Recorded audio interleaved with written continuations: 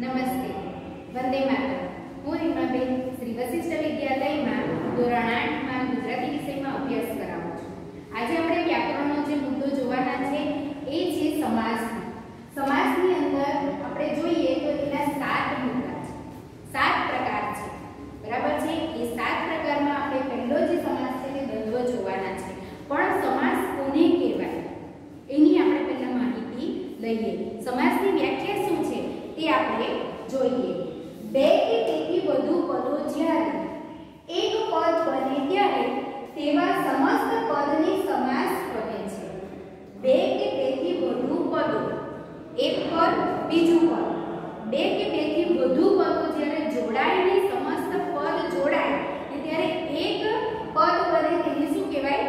સમાસ કહેવાય છે. બે કે તેથી વધુ પદોના બનેલા સમાસને છૂટા પાડવાની પ્રક્રિયાને વિગ્રહ તરીકે ઓળખાય છે. વિગ્રહ કરવું, છૂટું પાડવું. શું કીધું છે અહીંયા કે બે કે તેથી વધુ પદો સમાસને છૂટા પાડવાની પ્રક્રિયા, એ સમાસને જ્યારે છૂટું પાડે તેને શું કહેવાય? વિગ્રહ તરીકે ઓળખાય છે. વિગ્રહ કરવું એટલે છૂટું પાડવું. હવે આપણે જોઈએ સમાસના પ્રકાર. સમાસના મુખ્ય 7 પ્રકાર છે. જોઈએ આપણે. પહેલો છે દ્વંદ્વ સમાસ, બીજો છે દ્વિગુ સમાસ, ત્રીજો છે તત્પુરુષ સમાસ, ચોથો છે કર્મધારય સમાસ, પાંચમો છે ઉપપદ સમાસ, છઠ્ઠો છે બહુવ્રીહી સમાસ અને સાતમો છે મધ્યમપદ લોપી સમાસ. આપણી ગુજરાતીની ચોપડીમાં ચેપ્ટર નંબર 12 ની અંદર દ્વંદ્વ સમાસ છે અને ચેપ્ટર નંબર 21 કમાડી ચિતરિયા મેં એની અંદર દ્વિગુ સમાસ છે. આપણે આ બે સમાસને ઊંડાણથી માહિતી લઈશું.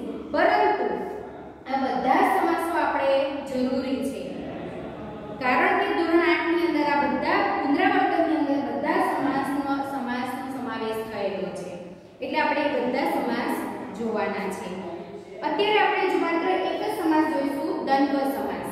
દ્વંદ્વ સમાસ કોને કહેવાય? જોજો, 8મા ધોરણમાં સમાસનો પાયો છે, 9મા ધોરણમાં પણ સમાસ છે અને 10મા ધોરણમાં પણ સમાસ છે. એટલે કે આપણે 8માંથી જ આ સમાસને પૂર્ણ રૂપે સમજી લીધું હોય તો આપણને 9મા અને 10મામાં તકલીફ પડે નહીં. પહેલો જોઈએ આપણે દ્વંદ્વ સમાસ. દ્વંદ્વ સમાસ કોને કહેવાય?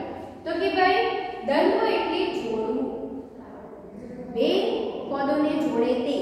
દ્વંદ્વ સમાસ એટલે જોડવું. જે સમાસમાં જુદા જુદા પદો એક સરખા મોભાથી જોડાય અને જે એકમ બને તે સમાસને દ્વંદ્વ સમાસ કહે છે. સરખા મોભા સરખું મહત્વ ધરાવતા હોય એવા શબ્દો જ્યારે ભેગા થાય એક એકમ બને તેને શું કહેવાય? દ્વંદ્વ સમાસ કહેવાય છે.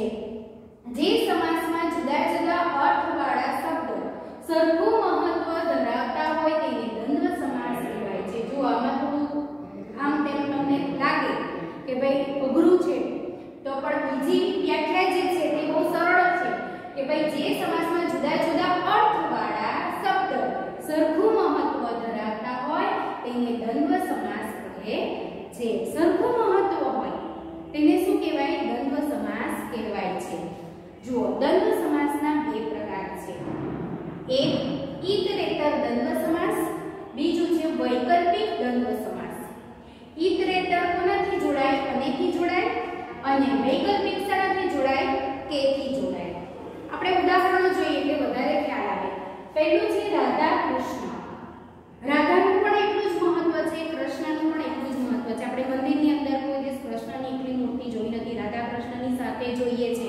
આપણી વ્યવહારિક બોલવાની ભાષામાં પણ રાધા કૃષ્ણ સાથે જ બોલીએ છીએ. એટલે બે સમાન ઊભા થયા. આ બંને શબ્દો સમાન છે, સમાન મહત્વ ધરાવે છે. એટલે શું થશે? રાધા અને કૃષ્ણ. ઈતરેતર એટલે અનેથી જોડાય, સરખું મહત્વ ધરાવતા હોય તો અનેથી જોડાય. બરાબર ને? જ્યાં વિકલ્પ પૂરો પડાતો હોય, વિકલ્પ આ અથવા આ, ત્યારે શું થાય? વૈકલ્પિક હોય ત્યારે કે. દાખલા તરીકે 5 6, 5 કે 6, કા 5 હોઈ શકે અથવા તો 6 હોઈ શકે. એટલે શું થાય? 5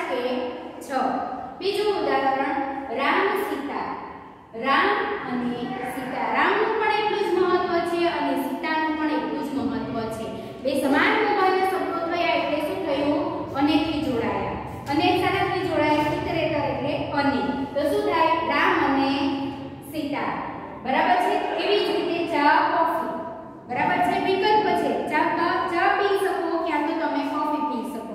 જ્યારે વિકલ્પો પૂરો પડાતો હોય ત્યારે કેનો ઉપયોગ થાય. ચા અને કોફી સાથે પીતા નથી એટલે શું આવે? ચા કે કોફી. છેલ્લું ઉદાહરણ છે દાળ ભાત. દાળ અને ભાત. જોજો એક વસ્તુ યાદ રાખજો, દાળ અને ભાત એટલે દાળ ખાતા નથી એટલે ભાત ખાતા નથી. દાળ અને ભાત બંને સાથે જ ખાય. બંને શબ્દોનું એટલું જ મહત્વ છે. બે સમાન શબ્દોને જ્યારે ભેગા કરવામાં, સરખા મોભાના શબ્દો ભેગા કરવામાં આવે ત્યારે અનેથી જોડાય. એટલે શું થશે? અહીં દાળ અને ભાત. એટલું વસ્તુ યાદ રાખવાનું વિદ્યાર્થી મિત્રો કે દ્વંદ્વ સમાસ એટલે કે બે શબ્દોને જોડવું અને કે તેથી જોડાય. બે સરખા મોભાના શબ્દો છે ત્યારે અનેથી જોડાય અને જો વિકલ્પો પૂરો પડાતો હોય ત્યાં તેથી જોડાય. વંદે માતરમ.